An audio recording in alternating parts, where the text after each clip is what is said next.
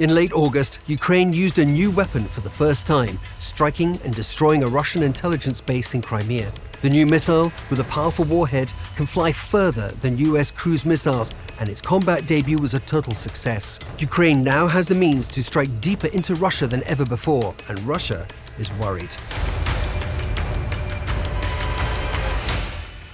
The new missile is called the FP5 Flamingo.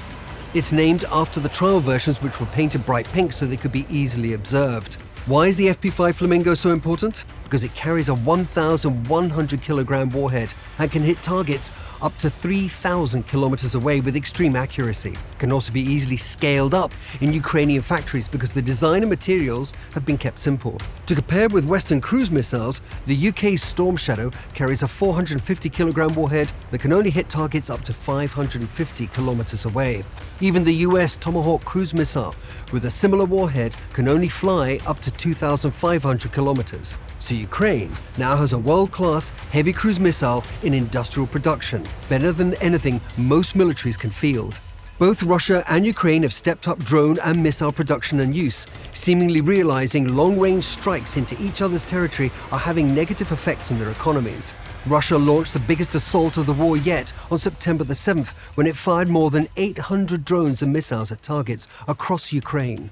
Moscow has increasingly targeted and destroyed energy hubs, and in turn, the vast majority of Russia's oil and gas plants within Ukrainian range have been smashed by its missiles and drones. These are complex facilities that are very hard to rebuild, and even when they're repaired, they're easily hit again.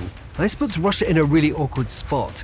It needs oil and gas revenues for its war, always an expensive business, but Ukraine isn't just targeting oil and gas refineries.